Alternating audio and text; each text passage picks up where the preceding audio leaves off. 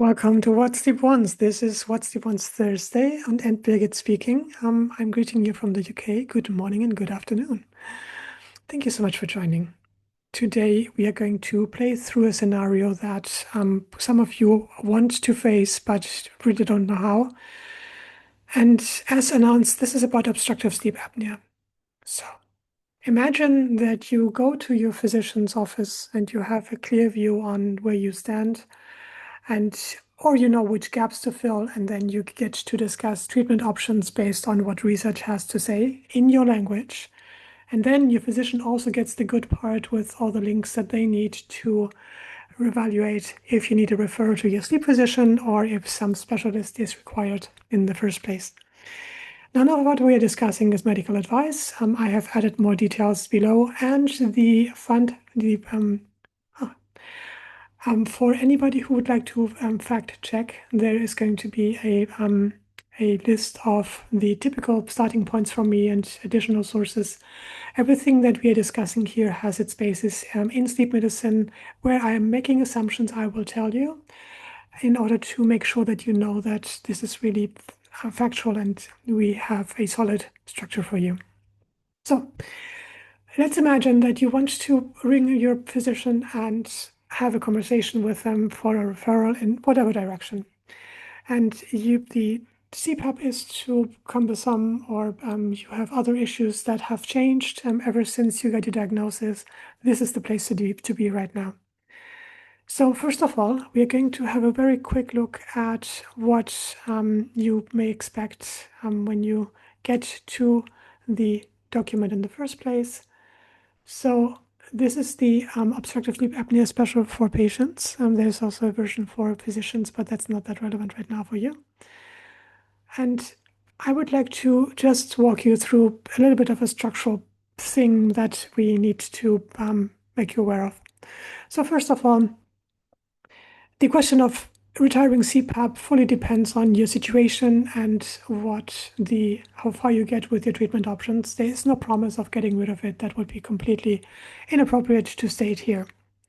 Secondly, I would like to point out that first of all, the main document is the guidance point that will ask you first to jump into the questionnaire, fill out everything in a very in a 20-minute manner.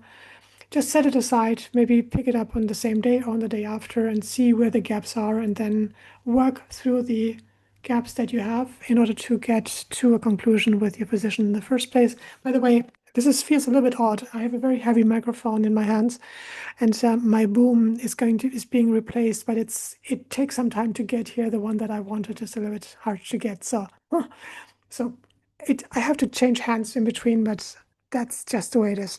So I would like you to, first of all, figure out in the questionnaire where you are and when your diagnosis took place and what has changed ever since. So have you lost weight? Have you gained weight? What was your diagnosis? Have you really, do you have a precise view on what the locations are? And then we are looking at the assessment. And in some cases, it might make sense to actually ask to start all over again and to get you into a sleep lab and see where the obstructions are, what your current status sleep-wise is, and just do the tests and assessments in the way that's appropriate. And then once you have done that work and you know what your situation is, you can just quickly look into the areas of relevance for you. So if you have, first of all,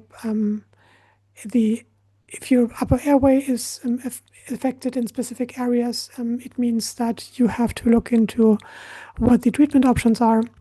And also, it's requiring you to see if the pre-stages, so clearing the path, so to speak, what happens before the air actually hits the areas that are obstructed, are affected.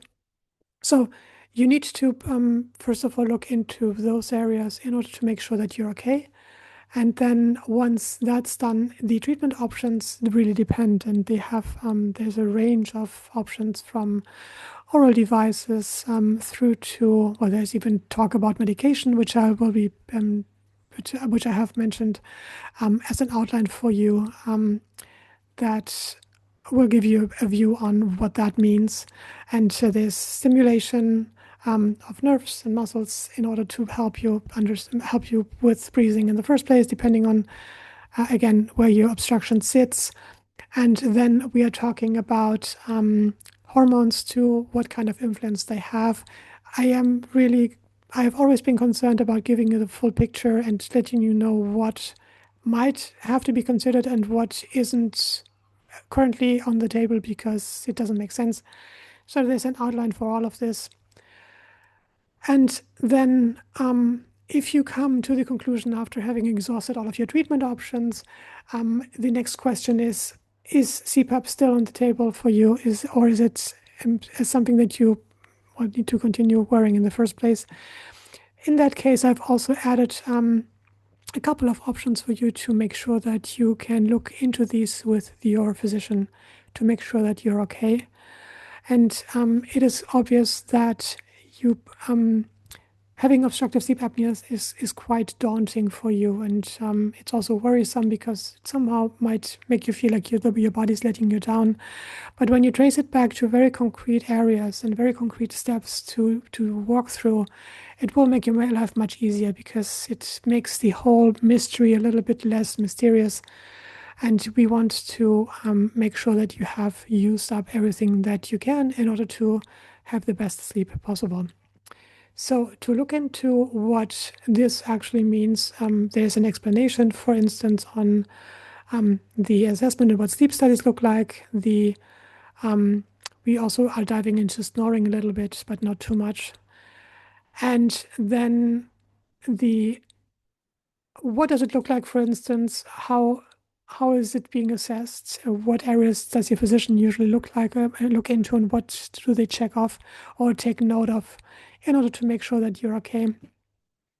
And then once all of that is done, I have looked into alternates and also looked into stuff like inclined beds, in what cases you should be doing that or not. And it was very important to me, and this is just the concept of what sleep wants, to make sure that every single area imaginable has been covered for you. So ruling things out is as important as focusing on what's left and what you can do in your very specific situation. So I hope this did help.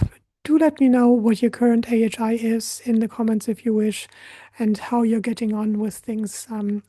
That is something that's the whole point. We want to make sure that your disruptions at night and stopping to breathe or diminished oxygen supply is reduced. And I really hope that this is a way for you to get on with it in some way. And I can only repeat it, make your life easier. I thank you for being here, and I'm wishing you all the best.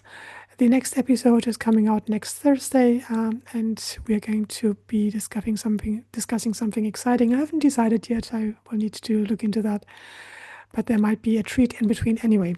Thank you so much, and all the best to you, and bye.